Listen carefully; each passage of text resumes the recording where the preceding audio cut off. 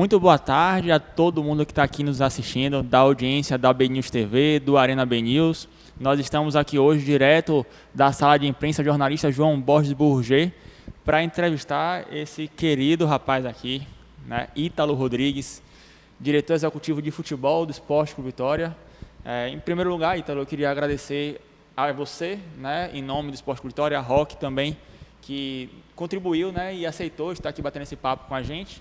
Né? Então, agradecer por toda a sua disponibilidade e passar a palavra para você, né, para você poder dar o seu boa tarde para a nossa audiência que está aqui nos assistindo do Arena BNews. Legal. Eu que agradeço o convite, né?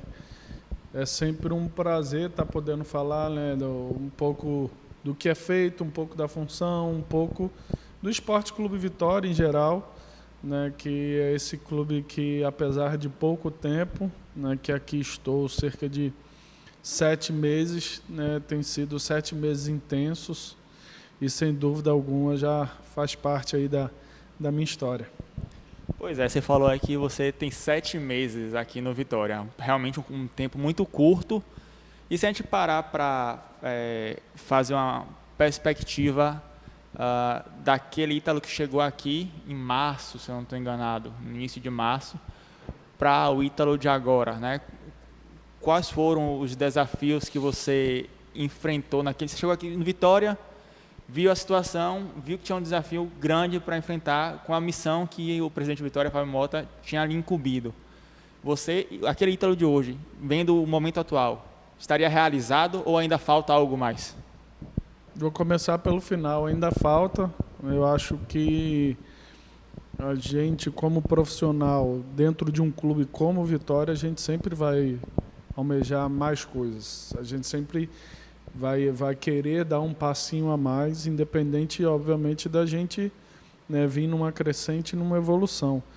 Né? E eu chego ali em março, num Vitória, né, passando por um momento difícil, né? Um Ítalo, até então, para a torcida do Vitória, desconhecido, um Ítalo, né, contestado, mas um Ítalo que sabia da capacidade que tinha de contribuir. Né?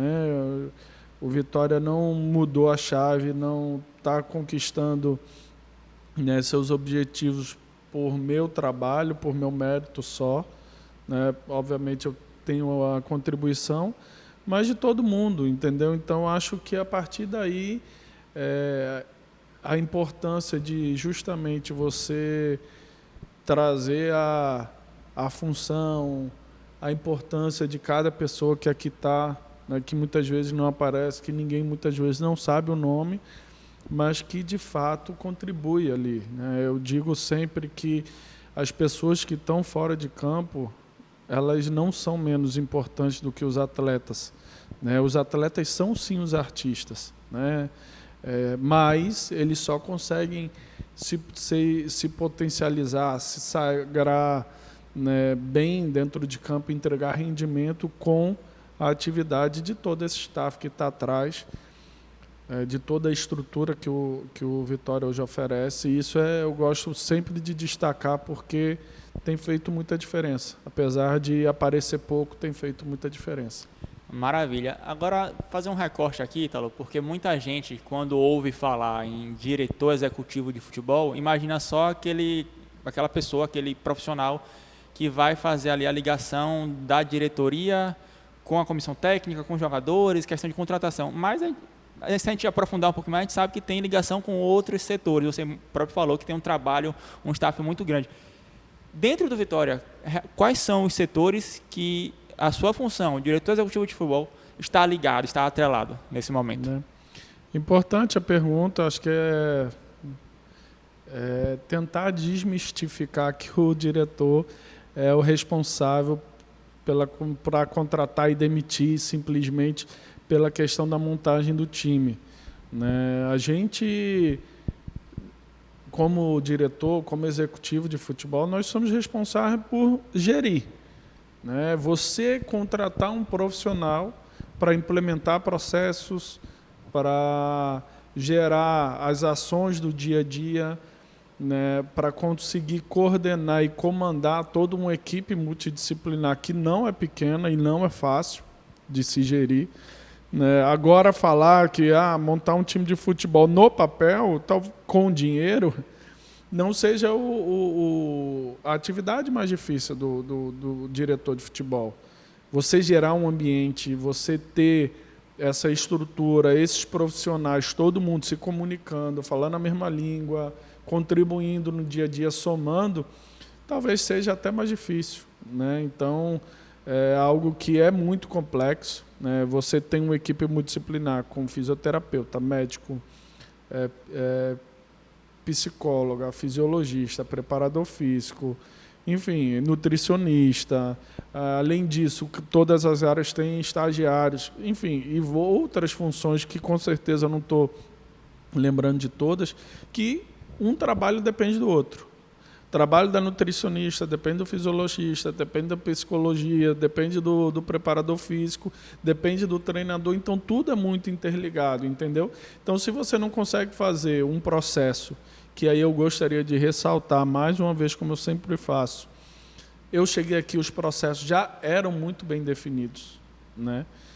E aí fica o alerta, inclusive para a própria torcida dos antecessores, que talvez não tiveram um resultado tão bom dentro de campo como eu estou tendo, mas eu cheguei aqui, eu tive essa facilidade de inicialmente só ter que me preocupar com a questão do time em si, porque os processos já existiam. Né? Obviamente a gente faz, aperfeiçoar, avaliar constantemente e está tentando cada vez, né, evoluir e deixar cada vez melhor. Mas o papel do executivo de futebol é prezar pelo pleno funcionamento do departamento de futebol. E o departamento de futebol envolve ligação com a comunicação, quais são os processos, quando é que o jogador pode falar, quando é que não pode falar, marketing, a ação de, sei lá, levar um torcedor na concentração. Pode, não pode? Como é que é esse processo? Quanto tempo tem que definir para levar um jogador para fazer uma ação externa de marketing? Com quantos dias? O que tem no contrato? A gente tem que definir quantos dias ele tem que ser avisado para ele poder... Então, assim, marketing, comunicação, jurídico, financeiro, tudo isso são outros departamentos alheios ao futebol, que são interligados ao futebol e que a gente precisa estabelecer processo também com esses outros departamentos. Isso também é função do executivo, além do que eu falei anteriormente, que internamente é uma equipe multidisciplinar bem grande que a gente coordena. Pois é. Agora vamos falar já aqui da parte que, com certeza, o pessoal que está nos assistindo tem mais interesse em saber, que é a parte do futebol. Verdade. Né? Matematicamente ainda não foi confirmado, mas tem muita gente da torcida rubro-negra e alguns colegas da imprensa também que já dizem que o Vitória já subiu. 99,92% de chance são um desastre, são uma tragédia para poder mudar esse cenário e obviamente que a gente sabe que isso não vai acontecer. E aí, já considerando que o Vitória subiu de divisão, vamos botar isso aqui nesse cenário. Você que vem aí, seu último trabalho foi no futebol paraguaio, então você tem esse know-how com o futebol sul-americano. Como é que anda esse planejamento para 2024? E eu pergunto isso porque recentemente o próprio presidente Fábio Mota declarou que, há um tempo atrás na verdade, que tinham 2 planejamentos. Um se fizesse a manutenção na Série B e o outro em caso de acesso, que é o que está caminhando para acontecer. Como é que está esse planejamento para a primeira divisão? Você pretende trazer jogadores que venham do mercado sul-americano, pretende promover mais acesso dos meninos da divisão de base? Como é que está esse trabalho? Eu até acho, né, e concordo que a gente, não matematicamente, mas a gente está muito próximo, mas eu acho que todo mundo tem um pouquinho de superstição, né? Então eu não gosto realmente de falar como se a gente já tivesse conquistado o acesso. Então, indo na linha que existe 2 planejamentos, e esses 2 planejamentos a gente iniciou, particularmente a parte específica do futebol, acho que a gente teve início de julho, metade de julho, a gente começou a ter as primeiras reuniões, já vislumbrando o restante do ano de 23 e o planejamento de 24. Né? Se reuniu todos os responsáveis de todas as áreas dos clubes e, particularmente, né, dentro do futebol em si, a gente já, metade de agosto, a gente já tinha o planejamento feito dos 2 cenários, né, Série A e Série B. O mercado sul-americano é um mercado que particularmente eu sempre gostei muito, né, onde você consegue trazer um perfil diferente, né, muitas vezes de atletas, no qual os atletas às vezes são mais sanguíneos. O Paraguai, o argentino tem aquele sangue mais quente e o brasileiro, notoriamente, tem uma técnica muitas vezes mais elevada. Então, eu gosto particularmente de trazer o sul-americano no início do ano, porque eu acho que, apesar de ainda assim ser uma aposta, você tem um tempo maior de adaptação, que é pré-temporada, etc. Eu já não gosto muito de trazer sul-americano que não conheça ou não tenha jogado. Se é um cara que já está no Brasil, já jogou e já se adaptou, tudo bem, você traz em qualquer momento. Mas o mercado que a gente visa buscar, que na grande maioria é de tentar trazer esses sul-americanos que sejam ativos para o clube, a gente está bastante atento para iniciar na pré-temporada com essas peças. Pois é, e falando em peça, Ítalo, a gente sabe que hoje o Vitória tem já garantido aí para a próxima temporada alguns destaques, né? Tem o Wagner Leonardo, tem o Lucas Arcanjo, que tem contrato. A gente soube, né, e você pode até confirmar se estiver à vontade para isso, que o Léo Gamalho também tem uma cláusula no contrato que pode, de fato, permanecer na próxima temporada. Então, eu queria saber o seguinte, como é que está essa situação dessa montagem do elenco, né? Esses que já estão confirmados, evidentemente, já estão lá. Mas como é que está a situação, por exemplo, do Wellington Nem, do Oswaldo, que também são peças importantes, do Mateuzinho, do Matheus Gonçalves? Como é que está essa estratégia de vocês para montar esse elenco? E embedando aí, né, mesclando com essa pergunta, o Vitória hoje, através do Ítalo, poderia dizer que pretende montar um elenco a partir do primeiro semestre para toda a temporada, só montando ali, contratando peças pontuais, conforme foi, por exemplo, em 2013, quando o Vitória fez a sua melhor campanha de pontos corridos na história da primeira divisão, né, ficou ali em 5º lugar na tabela, ou pretende, devido às questões financeiras, montar um elenco ali no primeiro trimestre, ali, Campeonato Baiano, Copa do Nordeste, Copa do Brasil, e depois reforçar esse grupo, como foi esse ano, por exemplo, para o Campeonato Brasileiro da primeira divisão? As dificuldades do Vitória, elas são, né, notórias dos últimos anos, né? O Fábio tem trabalhado muito e tem organizado muita coisa, né? A questão de orçamento, depois dos últimos anos do Vitória é difícil, dificilmente a gente consegue ter um orçamento, né, de janeiro a dezembro na mesma média, entendeu? Isso não quer dizer que a gente vai fazer um time no início do ano e outro time para a Série A. A gente acredita que é importante, sim, deixar uma base, né, se concretizando o acesso, né, para que a gente possa sempre buscar a qualificação, né?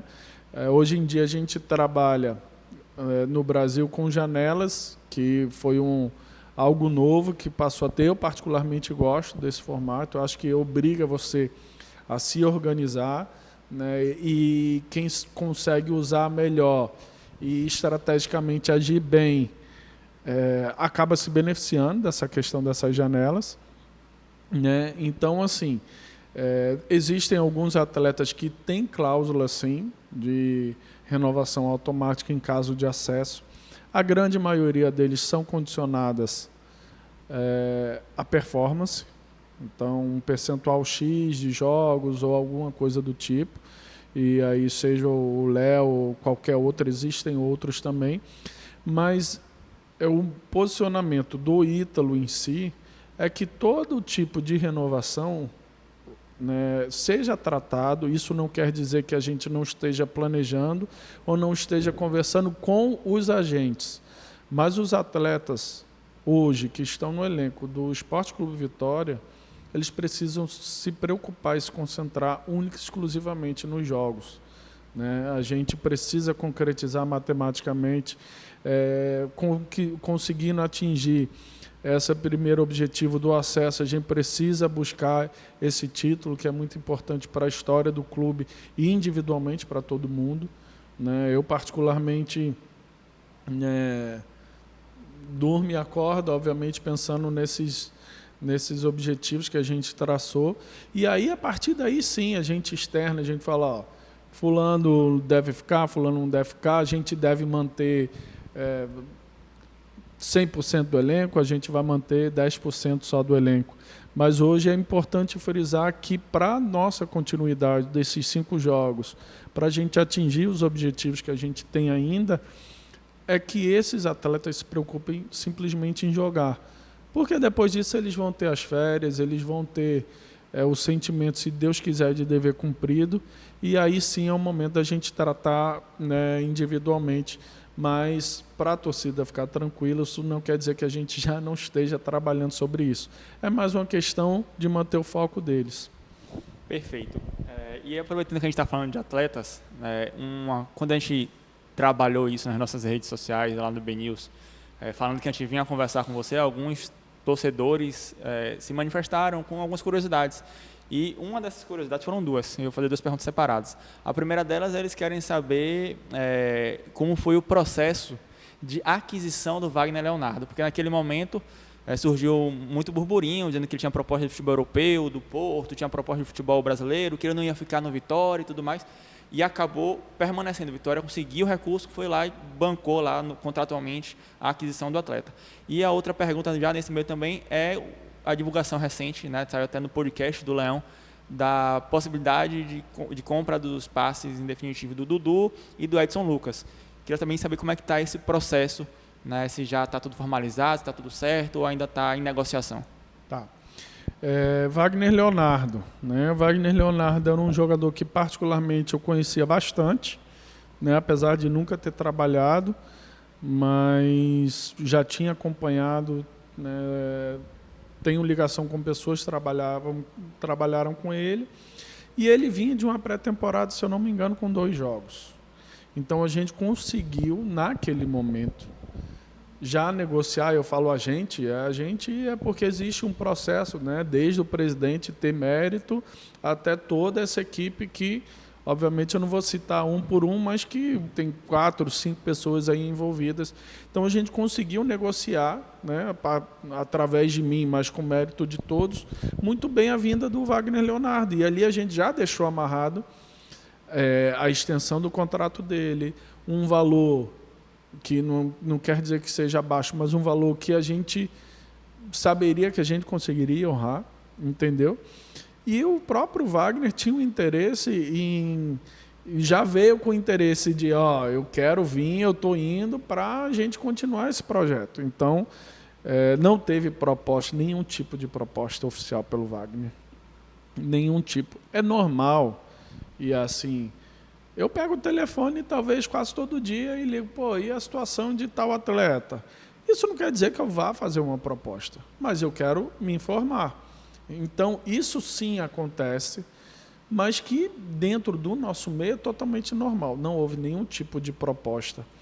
Por mais que não seja formal, antes de vir a proposta formal, você sabe quando o cara realmente tem um interesse, tal, e começa meio que tentar abrir uma negociação. Não houve nenhum momento pelo Wagner isso, né? Houve sim diversos tipos de sondagem. Tal clube perguntou como é que está a situação dele, se ele vai ficar livre, se acaba o contrato, se não acaba. Mas graças a Deus o Wagner é um cara muito profissional, o empresário dele é um cara novo, que tem um perfil também em todo o tempo, até o momento, demonstrou um respeito muito grande ao clube e sempre nos passou isso. Tal clube ligou e perguntou. Ponto. Não falou que ia fazer proposta, nem nada.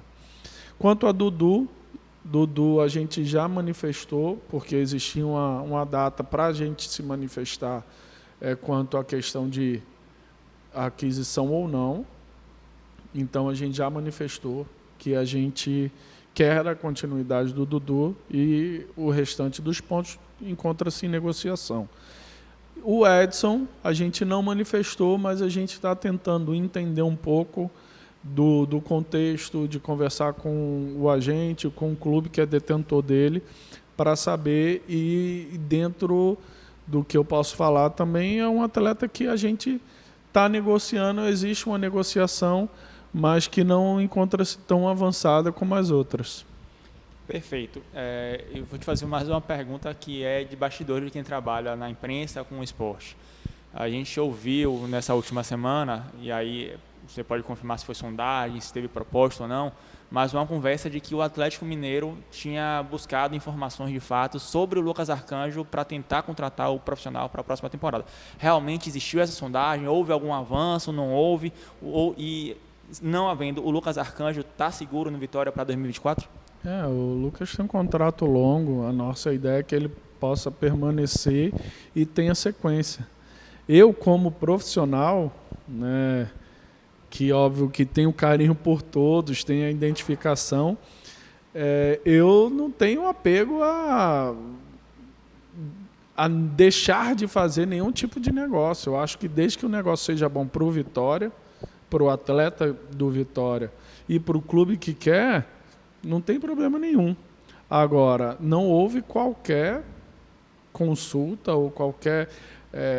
consulta mesmo, como eu falei anterior, como é que é? Não, pelo Lucas. Se houve, não foi através de mim, né? E não desmerecendo, obviamente. Quando não é através de mim ou através do presidente, acaba virando muita especulação. Então, sim, até agora, eu estou sabendo, sendo bem sincero, a primeira vez que eu escuto, até porque eu não tenho muito tempo, não é questão de não acompanhar por decisão, não tenho muito tempo de estar checando as notícias e tal. É a primeira vez que eu tô vendo esse nome, Atlético Mineiro, Lucas e Vitória. Maravilha. Então, a torcida rubro-negra que está aqui nos acompanhando já pode ficar tranquila, né? Wagner Leonardo permanece, Lucas Arcanjo até então permanece, então a gente já tem pelo menos aí 2 peças, Ítalo, que podem trazer essa segurança para o Vitória em 2024.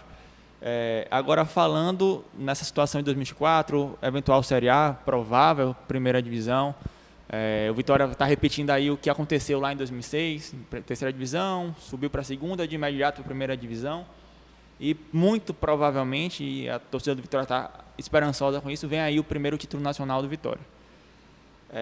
Por mais que seja um título da Série B, muitos consideram com a divisão de acesso, não veem como um título nacional, a gente entende que é de suma importância para a história do clube, é o primeiro título nacional da história centenária do Esporte Clube Vitória. E aí o que a gente imagina é que a nota de corte, entre aspas, vai ficar lá em cima depois dessa situação, porque a torcida do Vitória vai querer novos títulos nacionais, seja de uma Série A, de uma Copa do Brasil, ou alguma competição internacional, uma Sul-Americana, uma Libertadores, como, por exemplo, o próprio Fortaleza, que está aí na final da Sul-Americana. Como é que está a cabeça da gestão do Esporte Vitória, do diretor executivo de futebol do Vitória, para suportar essa eventual pressão que pode vir das arquibancadas em busca de coisas cada vez maiores a partir desse eventual título nacional? Eu acho que é o tipo de pressão que todo mundo quer, né? Você ser campeão e ser cobrado por mais títulos. Então, eu acho que isso é o Vitória. Só mostra a grandeza do clube, né? Se fosse um clube pequeno, talvez todo mundo ganhou e tal, vamos ficar felizes e contentes e se contentar. Eu acho que a gente não tem que se contentar. O que a gente precisa é respeitar o processo. Se o Fortaleza vai disputar no sábado uma final de Copa Sul-Americana, é porque ele se organizou para isso. Não, cara, se tem um clube que não está colhendo os frutos por sorte ou por ser acaso, é o Fortaleza, entendeu? E eu acho que todo mundo concorda, né? Ele vem, né, comedidamente se organizando, desde que subiu, se organizou, está cada vez mais se organizando, e dentro disso, o resultado dentro de campo começa a aparecer também. Então, eu acredito que a partir do momento que a gente respeitar o processo também, porque eu sempre digo que no futebol, às vezes, menos é mais. Você fazer o simples é mais difícil, mas você consegue ter mais resultado. Então, assim, às vezes as pessoas se preocupam com nomes, com grandes contratações, e muitas vezes não é isso que vai fazer com que o Vitória esteja brigando na cabeça e sendo protagonista numa divisão superior, num campeonato internacional. Então, tudo vem, na minha opinião, de dentro para fora. Desde que o clube se organize, desde que o clube comece a crescer de dentro para fora, o resultado no campo pode não aparecer em 24. Efetivamente, como é a pergunta de estar brigando, de estar almejando coisas maiores. Mas ele vai aparecer no longo prazo. Porque eu sempre digo que quando você se organiza, o resultado ele vem até muito mais perto do que você imaginava. Eu duvido, quer dizer, vou refazer. Eu acho muito pouco provável que o presidente Marcelo Paz no Fortaleza, há 5 anos atrás, falaria, não, em 2023 eu vou estar na final da Copa Sul-Americana. Mas ele foi organizando e dentro de campo o resultado surgiu. Entendeu? E aí ele vem se organizando porque e cada vez mais ele vai buscando e galgando coisas maiores. Eu acredito muito nisso, eu acredito no trabalho, no profissionalismo e na profissionalização, que a partir daí o resultado de campo ele vem e muitas vezes ele vem muito mais rápido do que você espera. Assim como o Vitória era uma potência, se desorganizou em poucos anos e acabou, infelizmente, batendo na Série C. Eu acho que tanto o exemplo negativo precisa servir de exemplo, como o positivo também. Então, a gente poderia dizer que o Fortaleza hoje é o espelho que o Vitória deveria seguir a partir de 2024 em relação à organização e à ambição? Eu não vou te falar que é o espelho, porque é um contexto diferente, é uma cidade diferente, é uma torcida com perfil diferente, e tudo isso muda, né? A gente hoje, por exemplo, para fazer um planejamento, só citando um exemplo de algo um pouco mais técnico, que a gente visualiza para o ano que vem, em caso de acesso, para a gente ter uma percepção maior da montagem do elenco. A gente faz um estudo de todos os times que nos últimos anos ascenderam e se mantiveram. Todos os times, e aí eu falo do perfil, qual é o perfil desses atletas que eles mantiveram, qual é o perfil de jogo que esses caras jogam na Série A, quanto mais ou menos de base cada time desse que subiu e se manteve no ano seguinte, deixou do ano anterior. Então tudo isso são estudos que não é que a gente vai pegar o Cuiabá, está há 3 anos na Série A, vamos pegar o Cuiabá como exemplo. Não, mas o contexto de vários clubes, e o Fortaleza está incluído nele, assim como o Cuiabá está, assim como o Red Bull está, clubes que a gente pode... Cara, o que eu posso pegar? Difícil sendo bem claro, você... Eu não vou visualizar ali no Flamengo, o que eles fizeram de um ano... Não, está totalmente fora do nosso contexto. Mas existem aí pelo menos 5 a 7 clubes, os quais a gente tenta identificar um padrão entre eles que tiveram uma receita de sucesso nos últimos anos, para que a gente possa ver, não, isso aqui serve para a gente. Apesar deles terem tido sucesso, isso aqui não serve para a gente, porque é outra cidade, é outra cultura, né? A gente deve, e hoje mesmo numa das reuniões a gente estava conversando sobre isso, a gente respeita muito a cultura do clube. O que é a cultura do clube? É aquilo que quem consome o clube quer. O que o torcedor do Vitória gosta? Como é que ele gosta de ver o time? Qual é a característica do jogador que eles gostam e se agradam mais? Porque são eles que consomem. Não adianta a gente fazer um time com a característica do Internacional de Porto Alegre para o Vitória. Para o Internacional, a torcida vai achar legal, um time muito bom, mas para a torcida da Vitória talvez não seja. Então, tudo isso é muito bem pensado e muito debatido. Pois é, você falou aí agora há pouco, citando exemplos, né, de manutenção de elenco, de subir divisão e tudo mais. A gente está vendo na Série A grandes times aí brigando contra o rebaixamento. Corinthians, Vasco, Santos, e alguns deles já começaram a especular nomes de atletas que não vão permanecer na próxima temporada. Você já está de olho nesses eventuais nomes que podem estar saindo aí de um Santos, de um Corinthians, de um Vasco, para reforçar o Vitória na próxima temporada? Totalmente. Hoje a gente monitora todas as divisões do Brasil. A gente monitora o mercado sul-americano.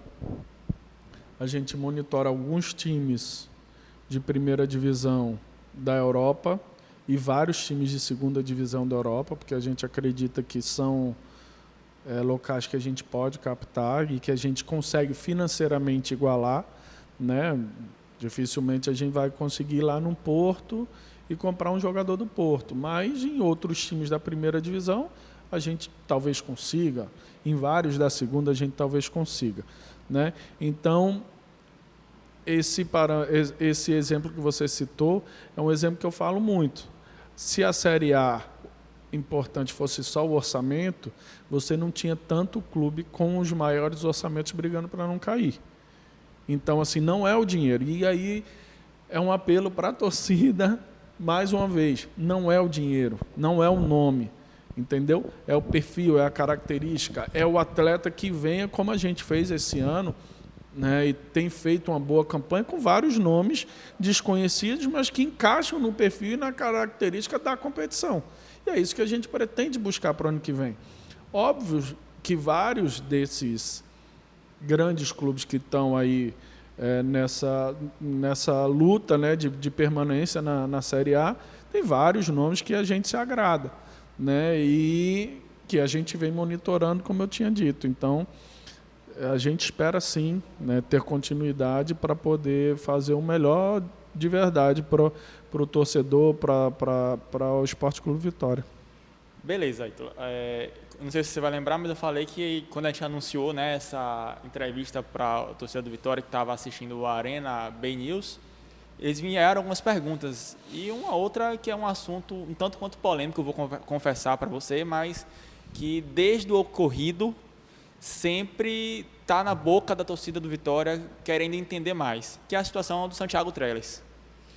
Ele saiu do Vitória em um momento que ele era artilheiro do clube, ou um dos artilheiros do clube, se você quiser me corrigir, fica à vontade. E o clube falou que ele saiu por um acordo, ele depois nas redes sociais acusou o clube, de uma certa forma, de não ter cumprido financeiramente com os acordos e tudo mais. E aí a torcida do Vitória ainda quer entender essa situação. Como é que foi essa situação? Já está tudo resolvido? Não está? Como é que ocorreu isso aqui internamente no Vitória? O acordo foi firmado, um acordo, acho que até foi firmado há pouco tempo, acho que há uns dias ou umas semanas. Finalmente o acordo foi firmado, por uma exigência, enfim, de uma das partes que não estava sendo cumprida, mas que se chegou no consenso e conseguiu-se assinar o acordo financeiro. Ponto. Certo? Então, assim, quanto à questão a acordo financeiro com o Trellis, isso está totalmente resolvido. Quanto à questão do jogador, de ser artilheiro, de não ser, etc., etc., eu vou ser muito sincero, porque eu gosto também de me comunicar com o próprio torcedor e com a imprensa, transmitindo clareza e sinceridade. Acho que aquele que não sabe o que quer efetivamente, dificilmente sabe onde você quer chegar. Então, desde que a gente chegou, que Ítalo Rodrigues chegou no Esporte Clube Vitória, respeitando muito o atleta Santiago Trellis e o agente dele, que eu já conhecia, né, inclusive de antes, eu falei, eu preciso sugerir para o Esporte Clube Vitória elevar nesta posição a qualidade dos meus jogadores. Você tem, isso 14 de março, algum outro clube para o Trellis, porque apesar de reconhecer tudo que ele fez pelo clube, aqui, diante do que a gente pensa internamente, ele deve jogar pouco. Apesar dele ter feito os gols dele, como você mesmo citou, se eu não me engano, ele saiu ou como artilheiro ou como um dos, ele vinha jogando pouco. Ele teve poucos jogos como titulares, né, e num contexto financeiro, de tudo que o Trellis representava financeiramente, e como atleta, como ídolo do clube, eu falei, se você tiver alguma coisa para o Trellis, me avisa, porque provavelmente eu vou contratar nessa posição. E ele não tem um salário baixo. Então, isso foi avisado para o Trellis e para o agente do Trellis em março. Então, quando chegou no meio do ano, ele não foi pego de surpresa com a saída dele. Pelo contrário, eu próprio, certo, corri atrás, não sou agente de Trellis, mas por respeito ao jogador, eu fui atrás de vários clubes que tinham interesse dele, inclusive conseguindo contratos melhores do que ele tem com o Esporte, do que ele tinha com o Esporte Clube Vitória. E em nenhum momento ele quis sair. Ele, não, eu vou seguir e vou lutar pelo meu espaço. Direito totalmente do jogador, não tem problema nenhum. E eu ficava feliz com isso. E eu nunca torci contra, porque é muito louco você, às vezes, o atleta ou o torcedor ou qualquer pessoa que seja, se eu torço contra um atleta, eu estou torcendo contra o meu trabalho. E eu queria cada vez mais que ele conquistasse o espaço dele, que ele fosse titular e que em julho, como eu tinha dito, ele não precisasse sair do clube. Isso não aconteceu. Então, assim, foi uma aposta que ele fez de tentar retomar o lugar dele e, infelizmente, não conseguiu. Chegando em julho, a gente tomou a decisão de contratar, assim como a gente trouxe o Yuri, que veio pensando, né, já tinha sido meu atleta. O Yuri é um extremo que faz 9, é um 9 que faz extremo, ele joga nas duas. Então, eu falei, não é um atleta que financeiramente, né, se equivale ali mais ou menos com o Trellis, e a gente não consegue pagar os dois. Como eu já tinha comunicado, desde março que ele não seguiria, particularmente eu esperava que a gente iria conseguir resolver isso de uma forma muito mais amigável. Mas, no final das contas, não estou aqui para polemizar mais do que eu estou polemizando, isso não aconteceu. Né? No final, né, a saída foi um pouco turbulenta, dele dando declaração do lado de fora, na meu ponto de ver, desnecessária, porque o clube nunca contou os pontos negativos do atleta para pensar em colocar ele contra ninguém. E assim a gente seguiu. Felizmente, fizemos o acordo, né? Inclusive acordo que já tinha valores a serem pagos que já foram pagos, e a gente deseja o maior sucesso, o maior respeito do mundo. É o que eu falei, cara, amanhã eu posso estar ligando para você, Trellis, para lhe contratar. Não é nada pessoal, mas às vezes é uma característica diferente que a gente busca. A gente queria um 9 mais de movimentação, mais técnico. Não tinha nada contra ele, mas a gente entendia que ele e o Léo eram dois atletas mais de área, mais de presença. Ali a gente queria mudar a característica. Isso não é falta de respeito, é um direito nosso. Com certeza. E falando de atacante, você acabou de tocar no nome do Yuri Castilho, que infelizmente está fora do jogo contra o Juventude. A gente torce para que ele volte o mais rápido possível. Mas citando o nome dele, naquele período em que ele foi contratado, vários nomes foram especulados, né? Teve um jogador que hoje está no Avaí, me fugiu o nome dele agora. Poveda, obrigado. Que jogou com o Dé, que era um dos nomes que ele gostaria, tudo mais, acabou não vindo, veio o Yuri, e nesse momento se especulou na imprensa o nome do Pablo Vegatti, que hoje está no Vasco. Ele realmente foi oferecido para o Vitória, não foi? Não passou de especulação? Nunca foi um nome que teve na nossa lista. Se você pesquisar um pouco como foi a operação para ele para o Vasco, fica notório que é fora totalmente da realidade do Vitória. Então, nunca foi um nome que teve conosco. E sendo muito claro, nossa opção 1 sempre foi Edu, Castilho e Poveda. Certo? O Edu a gente tentou, não chegou no consenso. Se tentou o Yuri, num primeiro momento, o Cuiabá ficou, vou liberar, não vou. A gente foi no Poveda. Não conseguiu chegar num consenso, em nenhum momento a gente desistiu do Castilho e acabou se concretizando. Então, assim como tiveram outros bons nomes que estavam em grandes clubes da Série A, que eu não vou falar para não polemizar, que eu tenho certeza que a torcida iria amar, mas tinham as mesmas características que a gente gostaria de mudar. Então não fazia sentido a gente trazer, esse aqui é um baita nome, está num grande clube da Série A, só que a gente precisava de características que se somassem, né? A gente consegue jogar hoje com Yuri e com Léo, mas se a gente trouxesse talvez esse outro grande nome, a gente não conseguiria jogar com ele e com o Léo no mesmo time. E foi isso que a gente buscou e, graças a Deus, é muito fácil estar falando aqui porque deu certo, mas aí é uma coisa que eu sempre brinco. Tem que se ter convicção, né? É o que eu falei, se você não tiver convicção, tudo acaba ficando mais difícil. Então, estamos chegando ao final da nossa entrevista. São mais 3 perguntinhas que eu tenho aqui para você, Ítalo. A primeira delas, talvez fuja um pouquinho da sua alçada, mas eu queria pegar um comentário seu sobre isso. Já vem há algum tempo, né, que o presidente do Vitória ele vem dizendo que está buscando aí um name rights para o Barradão, para tentar fazer uma reforma no Barradão, botar uma cobertura, enfim, transformar o Barradão em uma arena. E a gente sabe que esse é um processo demorado e tudo mais.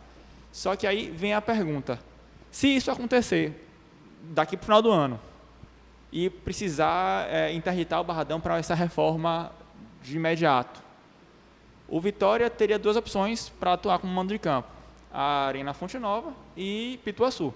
Só que aí existe uma possibilidade real do Grupo City, que é o comandante do rival, né, do Sport Clube Bahia, de ou comprar o estádio na mão do governo ou fazer a concessão na mão do... Como é que ficaria a situação? O Vitória tentaria entrar nesse embate para poder manter, por exemplo, a concessão na mão da concessão que existe lá, da Arena Fonte Nova, e jogar lá, iria para Pituaçu? Como é que está essa conversa aqui no clube? Internamente eu nunca participei de nenhum tipo de conversa nesse sentido, mas como eu sempre falo, eu não fujo da minha opinião. Eu acho que o Vitória não precisa entrar em nenhum tipo de embate. O Vitória precisa pensar exclusivamente no Vitória. O que é melhor? O que a gente acredita que para aqueles que consomem o clube, que é a torcida, é o melhor?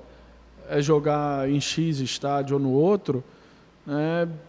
É sempre pensar realmente no que é o melhor para o clube. Eu não vejo problema havendo necessidade nem de jogar nenhum clube, na Fonte Nova e nem em Pituaçu, até porque o nosso estádio vai tá aqui sendo, se Deus quiser, se isso vier a acontecer, é porque o nosso estádio está sendo reformado, está sendo modernizado.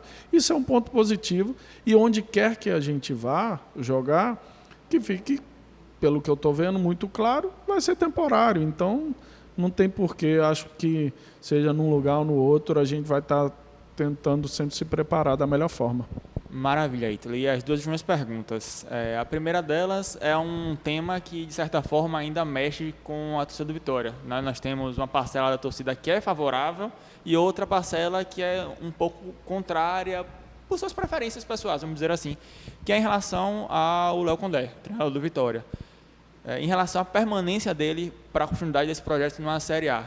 Alguns acham ele o técnico merecedor por tudo que está conquistando com o clube, por tudo que está fazendo no clube, e outros acreditam que não seria o ideal para uma Série A, porque a Série A seria uma competição um pouco mais complicada, que iria requerer um técnico com mais experiência. Como é que o clube vê essa situação?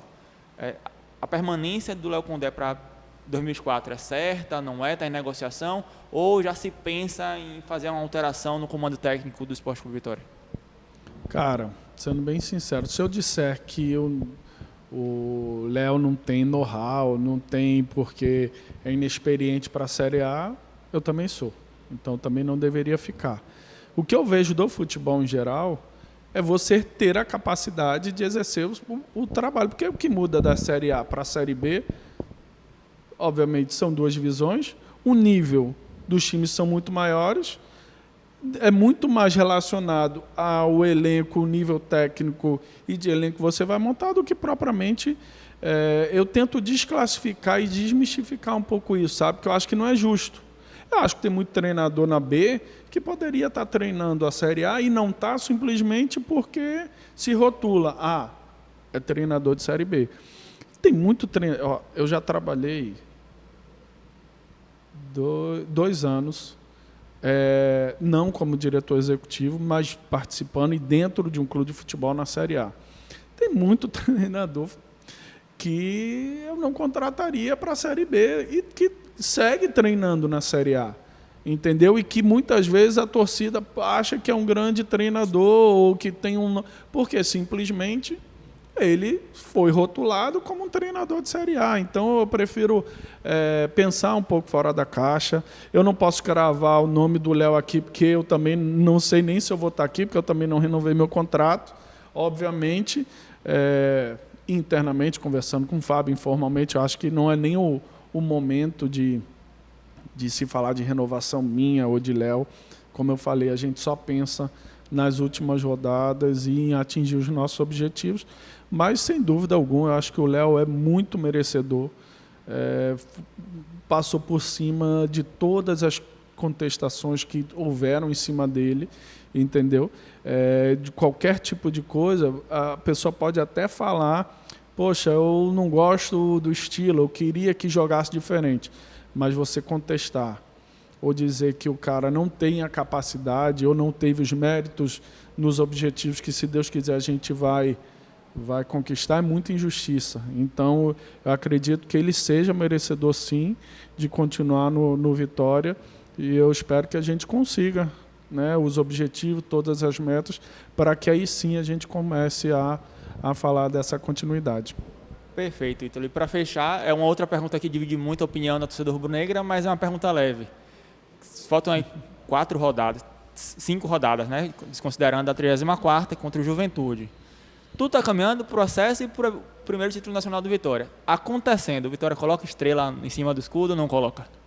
Eu acho que isso aí não deveria nem ser perguntado, cara. Acho que título nacional, assim, você pegar mais de 100 anos de história, ninguém nunca conseguiu. Pô, será que é tão... Eu acho que quem tenta meio que banalizar ou não valorizar um título brasileiro de Série B é simplesmente pensar, cara, em mais de 100 anos de história, alguém já conseguiu? Então, assim, não é qualquer coisa, né? Eu acho que, sem dúvida alguma, tem que ser colocado lá, estrelinha, sim. E se um dia a gente conseguir, e vamos trabalhar para isso, conseguir um título de Série A, um título continental, a estrela também tem que entrar lá, talvez maior, menor, uma cor diferente, não sei, isso aí já não é comigo. Mas, na minha opinião, eu acho que precisa e deve, sim, sem dúvida alguma, estar estrelinha no peito, porque vai ser muito marcante. Pois é, estamos chegando ao final da nossa entrevista aqui com o Ítalo Rodrigues, diretor executivo de futebol do Sport Vitória. Ítalo, muito obrigado por mais uma vez ter aceitado o nosso convite de bater esse papo aqui, foi muito esclarecedor. Então, realmente agradeço e espero que a gente tenha outras oportunidades de conversar lá na frente, depois do acesso do Vitória, que é o que a gente torce, depois do título do Vitória, que a gente também fica na torcida. Então, muito obrigado e o espaço é seu para falar novamente aí com a torcida rubro-negra. Eu que te agradeço. Agradeço a torcida em si. Eu acho que é uma responsabilidade, eu sei da responsabilidade que estar aqui dentro, né, envolvido diretamente com todos esses processos, e que a gente não perca em nenhum momento, né, seja com o Ítalo, seja qualquer profissional, essa identificação. Eu tenho certeza que tudo que está acontecendo é muito porque a gente conseguiu chegar aqui juntos, diretoria, presidência, jogadores e torcida, e que a gente consiga permanecer assim para sempre, porque a torcida ela tem feito muita diferença para a gente, e isso eu acho que é muito notório. Então, não é que esse resgate, como todo mundo fala, resgatou a torcida, a autoestima, resgatou essa conexão, que ele não se perca em nenhum momento, porque a oscilação ela vai ter, assim como a gente teve. E quando a gente teve o momento de oscilação aqui, a torcida continuou junto. Então, que ela tenha consciência, torcedor, que vão vir outras oscilações, né? Mas que com a torcida junto é sempre mais fácil. Então, meu muito obrigado até aqui, te agradeço pelo convite e vamos em frente. Valeu, Ítalo. Até a próxima.